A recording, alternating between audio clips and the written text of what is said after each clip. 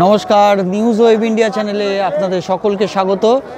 আমরা এখন উপস্থিত রয়েছি গঙ্গাসাগর মেলা প্রাঙ্গণে এবং আমার পিছনে দেখতে পাচ্ছেন কপিল মুনির আশ্রম। আলোয় আলোয় সেজে উঠেছে, এক মায়াময় পরিবেশ তৈরি হয়েছে কপিল মুনি আশ্রম চত্বরে গঙ্গাসাগর মেলাকে ঘিরে। আপনারা দেখতে পাচ্ছেন কত সুন্দর আলোয় কপিল মুনির আশ্রম কিন্তু উদ্ভাসিত হয়ে রয়েছে।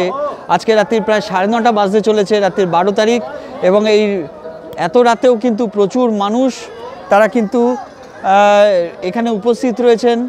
বিভিন্ন জায়গা থেকে, বিভিন্ন দেশের বিভিন্ন প্রান্ত থেকে তারা কিন্তু এসছেন এখানে কপিল মুনি আশ্রমে। মকর সংক্রান্তিতে তারা কিন্তু পুণ্যস্নান করবেন এবং মন্দিরে পুজো দেবেন, বাবা কপিল মুনির আশ্রমে তারা পুজো দেবেন।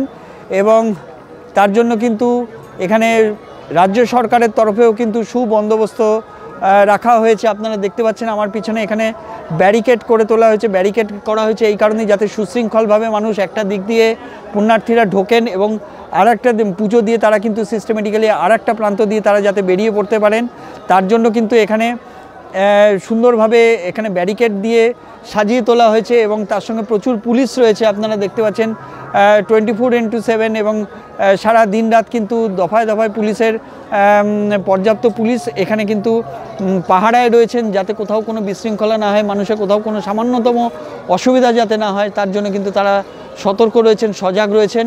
এবং সেই সঙ্গে কিন্তু এখানে প্রচুর রকমভাবে পুণ্যার্থীদের জন্য সুবন্দোবস্ত রাখা হয়েছে। জল থেকে শুরু করে শৌচালয় থেকে শুরু করে পুণ্যার্থীরা বিভিন্ন জায়গা থেকে আসেন, তাদের যাতে কোথাও কোনো অসুবিধা না হয় তার জন্য কিন্তু এখানে আয়োজনের কোনো সীমা পরিসীমা নেই।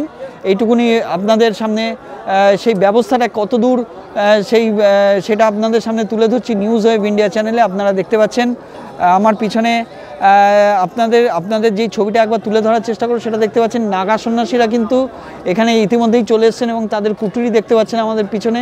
এই প্রবল শীতে যেটা বলে রাখা দরকার জরুরি, আমরা কিন্তু গত 2 বছরের তুলনায় এবারে কিন্তু অনেকটাই বেশি ঠান্ডা কিন্তু গঙ্গাসাগর মেলায় উপলব্ধি করতে পারছি। এবং হাড় কাঁপানো ঠান্ডা যাকে বলে, সেই হাড় কাঁপানো ঠান্ডা কিন্তু এখানে রয়েছে। এবং এই প্রবল ঠান্ডাতেও কিন্তু নাগা সন্ন্যাসীরা কিন্তু তারা কিন্তু নির্লিপ্তভাবে কিন্তু এখানে রয়েছেন এবং প্রচুর মানুষের সঙ্গে তারা সাক্ষাৎ করছেন, আশীর্বাদ করছেন মানুষকে, মানুষের সঙ্গে তারা কথা বলছেন, তাদের সঙ্গে আশীর্বাদ করছেন। আপনারা সেই ছবিটা একবার দেখাচ্ছি আপনাদের। দেশের বিভিন্ন প্রান্ত থেকে, হিমালয় থেকে এসছেন এই নাগা সন্ন্যাসীরা কপিল মুনি আশ্রম চত্বরে। তারা প্রতি বছরই তারা কিন্তু এখানে এসে আশ্রয় নেন, এখানে কিন্তু তারা থাকেন।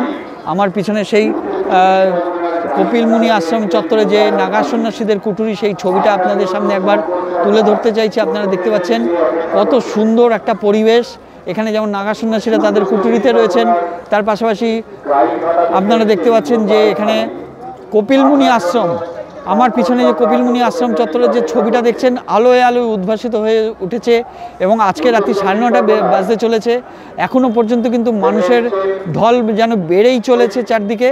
যদিও অন্য বছরের তুলনায় ভিড়টা এবারে কিছুটা কম বলেই মনে হচ্ছে, কিন্তু প্রশাসনের আশা, আমরা যেটা কথা বলেছি, পুলিশ প্রশাসনের আশা আগামীকাল 13 তারিখ থেকে সকাল থেকেই কিন্তু এখানে পুণ্যার্থীদের ঢল নামবে রীতিমতো। এবং তারা কিন্তু ইতিমধ্যেই হাওড়া, শিয়ালদা থেকে দেশের বিভিন্ন প্রান্তের যে কমিউনিকেশনের যে জায়গা, সেখানে কিন্তু তারা এসে গেছেন এবং আগামীকাল থেকেই তারা কিন্তু গঙ্গাসাগর মেলা প্রাঙ্গণে প্রবেশ করতে শুরু করবেন এবং তখন কিন্তু এখানে ভিড় আরও বাড়বে গঙ্গাসাগর মেলা প্রাঙ্গণে। এবং সেই ভিড় কিন্তু প্রশাসন সামলাবার জন্য কিন্তু যথেষ্ট পরিমাণে প্রস্তুত রয়েছেন, তৎপর রয়েছে। এখানে বরাবরের মতো এবারেও যাতে সুন্দরভাবে, নির্ঝঞ্ঝাটভাবে এখানে গঙ্গাসাগর মেলা যাতে মানুষ আসে পুণ্যার্জন করতে পারে, তার জন্য কিন্তু প্রশাসনের তরফে, রাজ্য সরকারের তরফে কিন্তু আয়োজনের কোনো ত্রুটি রাখা হয়নি।